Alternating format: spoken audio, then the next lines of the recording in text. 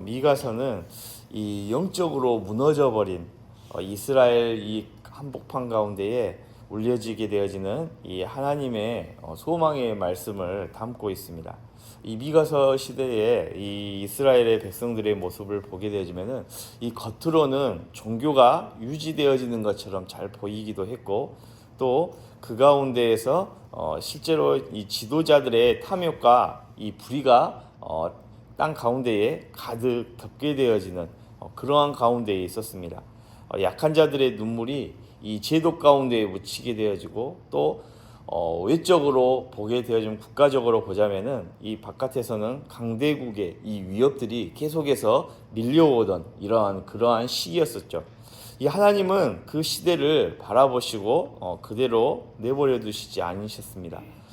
죄에 대하여서는 하나님께서 철저하게 심판하시는 그런 가운데 있지만은 또 그 가운데에서 동시에 하나님은 이스라엘을 심판 가운데에서만 두시지는 않으셨다는 것입니다. 심판의 밤이 깊어질수록 하나님은 이 더 선명한 소망을 준비를 하셨습니다. 그 소망의 절정이 바로 오늘 우리가 보았던 본문 말씀이기도 합니다. 이 2절 말씀을 우리가 보았는데요. 이 베들레헴이라는 이 작고 아주 변두리 같은 곳에서 오늘 2절 말씀을 보게 되면 이스라엘을 다스릴 자가 나올 것이다 라고 말씀합니다. 이스라엘을 다스릴 자가 내게서 내게로 나올 것이라 라고 말씀하시는데, 여기 내게로라는 이 말이 아주 중요한 말인데요. 여기에서 이 왕은 이 하나님께로부터 하나님을 위해서, 또 하나님의 뜻을 세우기 위해서 세워지는 왕을 의미를 하고 있습니다. 말하자면은 이 왕은 이 하나님께 속한 왕, 또 하나님이 직접 보내시겠다 약속하시는 왕인 것이죠. 이 왕의 통치는 이 세상의 다른 지도자들과 다르게 착취가 아니라 이스라엘 백성들을 이 어두움 가운데에서 생명 가운데로, 생명의 빛 가운데로 인도해낼 것이고, 또 여러 가지 위협을 주는 왕이 아니라, 착취하는 왕이 아니라 그들을 자기 백성을 보호할 이스라엘의 진정한 왕으로서 이 땅 가운데 임하게 될 것이라고 약속하고 계시는 것을 볼 수가 있습니다. 또 자기 영광이 아니라 이 백성을 살리는 목자의 이 통치자로 이 땅 가운데에 오게 될 것이다 라고 하나님께서 이 약속하고 계시는 것을 볼 수가 있죠. 이 왕의 뿌리와 또 그의 나심, 그리고 그의 계획은 이미 오래전부터 준비되어 있었고, 그 근원은 무엇이라고 말씀하냐면은 바로 이 시간 넘어 영원에 다 있다라고 약속하고 있습니다. 이 베들레헴은 이 작지만은 그곳에서 나실 왕은 결코 작은 왕이 아니라는 것을 의미하고 있는 것입니다. 또 우연히 등장한 인물이 아니라 바로 하나님께서 이스라엘을 죄 가운데에서 구원하시기 위해서 오래전부터 준비하신, 계획하신 구원의 중심이요 영혼의 근원에서 오신 왕이다 라는 것을 2절에서 하나님께서 약속하고 계시는 것이죠. 근본이 영혼 가운데에 있는 분, 또 역사 밖에서 역사를 움직이시는 분이 바로 이 땅 가운데 낮아져서 우리 가운데로 임하실 것이다, 오실 것이다 예언하고 있습니다. 영원하신 왕이 이 왕의 권세로 우리 가운데 들어오시게 되어지시는 사건, 이 사건을 바로 2절에서는 약속하고 있습니다. 3절을 보게 되어지면은 3절은 하나님이 왜 이 기다림에, 이스라엘 백성 가운데에 이 기다림의 시간을 허락하시는지, 그리고 그 기다림이 어디로 향하는지 순서대로 보여주고 있는데요. 이스라엘 백성들, 하나님께서 이런 왕을 보내주시겠다 약속하시다 보니까 이스라엘 백성들이 기다립니다. 근데 이스라엘 백성들의 이 기다림의 때와 또 하나님께서 약속해 주시고 그 약속들을 성취해 가시는 그때가, 하나님의 이 시간의 때가 다르다는 것이죠. 그래서 이 기다림을 향하고 있는 이 이스라엘 백성들, 또 하나님의 이 기다림의 시간을 허락하셔서 그 기다림 가운데에 기다리고 있는 백성들에게 어떻게 하나님께서 일하실 것인지 이 순서대로 보여주는 말씀이 이 3절 말씀인데요. 이 3절 말씀은 이렇게 시작합니다. 그러므로 또 중간에 그들을 보게 되면 그들을 붙여두시겠다라고 말씀합니다. 여기에서 그러므로라는 이 단어는 앞절, 그러니까 2절이죠. 2절에 왕을 보내시겠다는 약속과 연결이 되어집니다. 즉 하나님은 왕을 보내실 것을 약속하셨지만은 그 약속이 현실에 완전히 드러나기까지 중간 과정이 있다는 뜻입니다. 그리고 그 과정이 무엇이냐? 바로 이 붙여두심이라는 것이죠. 이는 무슨 말씀이냐면 하나님이 포기하셨다는 말이 아니라 두 가지를 동시에 하시겠다, 일하시겠다 이러한 의미입니다. 먼저는 죄를 가볍게 넘기시지 않기 때문에 하나님께서는 이 백성의 죄의 이 결과, 즉 열매의 결과를 겪게 되어질 것이다. 여기에 대해서 말씀하는 것이고, 또 하나는 그렇다고 그 죄 가운데에서 하나님이 심판을 하시게 되잖아요. 근데 이 심판 가운데서 이스라엘 백성들을 내버려 두시지 않겠다. 영원히 그냥 심판 가운데 두시지는 않겠다. 지금 이 말씀을 약속하고 계시는 것이죠. 심판은 허락하시겠지만은 멸절은 허락하지 않으시겠다는 것입니다. 하나님께서는 그 붙여두는 기간을 무엇에 빗대어서 표현하시냐면은 여인이 해산하기 전까지라고 규정하십니다. 이 말이 중요한데요. 해산은 고통이지만은 목적이 분명합니다. 그 목적이 무엇이냐면은 그 끝이 무엇인가? 끝이 아니라 바로 탄생이죠. 하나님께서 구원을 허락하시기 전까지 허락하신 이 진통의 시간이 있겠다는 것입니다. 인간이 보기에는 이 시간이 공백 같습니다. 기다림의 끝인 것 같습니다. 하지만은 하나님 편에서는 새 일을 준비하는 시간이라는 사실이죠. 그래서 그 결과가 3절 후반에 나오게 되어집니다. 그의 남은 형제들이 이스라엘 자손에게 돌아오게 되어진다는 것입니다. 즉 붙여두심의 이 결론은 흩어짐이 아니라 무엇을 통하여서 열매를 맺게 되냐면 돌아옴이라는 거예요. 하나님은 심판으로 정리하시지만은 남은 자를 남기셔서 다시 모으시겠다고 말씀합니다. 그리고 그 돌아옴의 중심은 앞절에서 말씀하신 것처럼 약속하신 왕, 곧 메시아의 오심을 통하여서 이루어지게 되어집니다.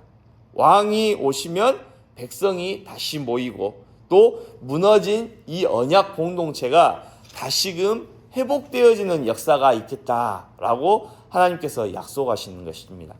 3절은 그래서 이렇게 끝을 맺는데 하나님이 우리를 멈춰 세우실 때가 있습니다. 죄를 깨닫게 하시고 스스로 무너진 길을 보게 하시는 시간이 있는 것이죠. 그러나 그 멈춤은 이 파괴가 아니라 구원을 위한 진통의 시간이라는 사실입니다.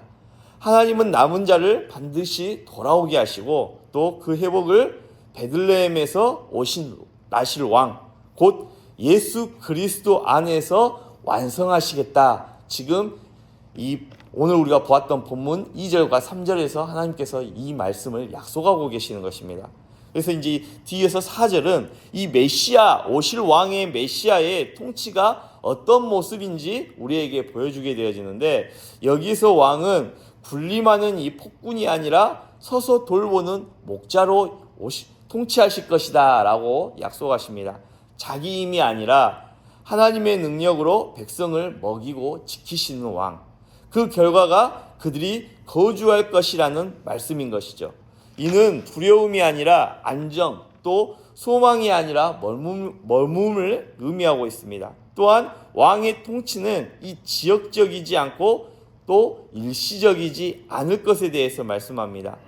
하나님의 이름으로 다스리는 이 목자의 통치는 온 세상에 평안과 생명을 누리게 할 것이다 라고 약속하고 계시는 것이죠. 그러면서 5절과 6절은 평강의 왕이 여러 위협으로부터 그의 양들, 즉 백성들을 어떻게 지키시고 적들로부터 승리하시는가를 보여주고 계십니다. 5절은 단순히 평강을 주신다가 아니라 이 왕은 평강이 될 것이다 라고 말씀합니다. 평강은 환경이 아니라 메시아의 임재와 이 통치를 받을 때에 누릴 수 있음을 본문은 말씀하고 있습니다. 그래서 6절에 아수르가 공격해 와도 아무 걱정이 없는 것이죠. 아수르는 당시의 이스라엘 백성들에게 가장 현실적인 공포의 대상이었었습니다. 하지만 하나님께서는 이 왕, 메시아죠. 메시아를 보내심으로 이 모든 것들의 지배에서 자유하게 된다고 선포하고 있습니다. 그래서 7절과 9절은 메시아의 통치 아래 남은 자가 세상에서 어떠한 존재로 살게 될 것인지 분명하게 우리에게 보여주고 있습니다. 7절은 남은 자를 여호와께로부터 내리는 이슬에 비유합니다. 이슬은 조용합니다. 또한 티가 나지 않습니다. 그러나 이 이슬은 메마른 땅을 살립니다. 이처럼 그리스도를 왕으로 모신 사람은 세상 한복판에서 소리로 이겨내는 사람이 아니라 은혜로 사람을 살리고 공동체를 적시는 이러한 존재가 되어지는 것입니다. 우리의 존재가 누군가에게 숨이 되어지고 또 회복이 되어지게 되어지는 것이죠. 그런데 8절은 또 전혀 다른 모습을 보여주게 되어지는데 남은 자는 사자와 같다라고 말씀합니다. 이는 사람을 해치겠다는 뜻이 아니라 죄와 거짓의 흐름 앞에서 타협하지 않는 영적 담대함을 의미를 합니다. 세상이 죄를 세상이라 부를 때에도 우리는 왕의 말씀을 붙들고 물러서지 않는 자들이 되어지는 것이죠. 이슬처럼 부드럽게 세상을 살아가는 자 같지만은 또한 동시에 사자처럼 굳세게 이 죄의 권세에 맞서서 굳세게 살아가는 이러한 믿음의 사람들, 성도들을 가리키고 있습니다. 그리고 9절은 결론처럼 이렇게 말씀합니다. 내 손이 내 대적들 위에 들려서 내 모든 원수를 진멸하기를 바라노라 라고 말씀합니다. 이 승리는 우리의 기세가 아니라 메시아의 이 통치가 보장하는 약속입니다. 그러므로 오늘 우리가 붙들 것은, 오늘 말씀을 통해서 우리가 다시 한 번 더 붙들 것은 이 부분인데요. 그리스도를 왕으로 모시는 것입니다. 그러면 우리는 세상 가운데에서 이슬처럼 살게 되어질 것이고 사자처럼 서며 왕이 주시는 승리 안에서 살게 될 것이다 라고 하나님께서는 오늘 본문 말씀을 통하여서 우리에게 약속하고 계시는 것입니다. 이 한 주간은 우리가 성탄의 이 의미를 되새기면서 한 주간을 보내게 되어질 것인데, 이 성탄은 감동적인 분위기가 아니라 왕의 도래의 귀한 사건, 역사적인 사건의 시간들입니다. 작은 베들레헴에서 시작된 그 통치는 지금도 살아있습니다. 지금 내 마음의 인생의 주인은 누구입니까? 두려움입니까? 또 내 계획입니까? 또 사람의 시선입니까? 아니면은 예수 그리스도입니까? 왕이 바뀌면 우리의 인생이 바뀌게 되어집니다. 평강이신 왕이 다스리시면 우리는 흔들리는 세상 속에서도 우리의 믿음이 흔들리지 않습니다. 우리의 인생이 흔들리지 않습니다. 그리고 그 통치 안에서 우리는 이슬처럼 살리고 또 사자처럼 담대해질 것입니다. 이것이 성도에게 약속하신 하나님의 승리인 것이죠. 오늘 이 새벽 가운데에 오늘 말씀을 우리가 붙잡으면서 오늘도 영원히 우리의 삶 가운데서 하나님은 남은 자를 통해서 승리를 이어가실 것이고 또 왕이 이미 오셨고 왕이 지금도 다스리시고 우리의 영원한 왕 대신 예수 그리스도 안에 있을 때에 우리의 삶 가운데에 영원한 소망이 있음을 오늘 성경은 우리에게 약속하고 계십니다. 이 한 주간도 이 우리 죄의 문제를 해결하시고 이 땅의 평강의 왕으로 또 우리의 영원한 목자로 또 우리를 영원히 다스리는 통치하시는 영원한 왕으로 임하신 이 땅에 오신 예수님 안에서 그 예수님의 은혜를 한 주간 깊이 묵상하는 저와 여러분 될 수 있기를 간절히 바랍니다. 기도하겠습니다. 사랑하는 주님, 은혜와 사랑을 감사합니다.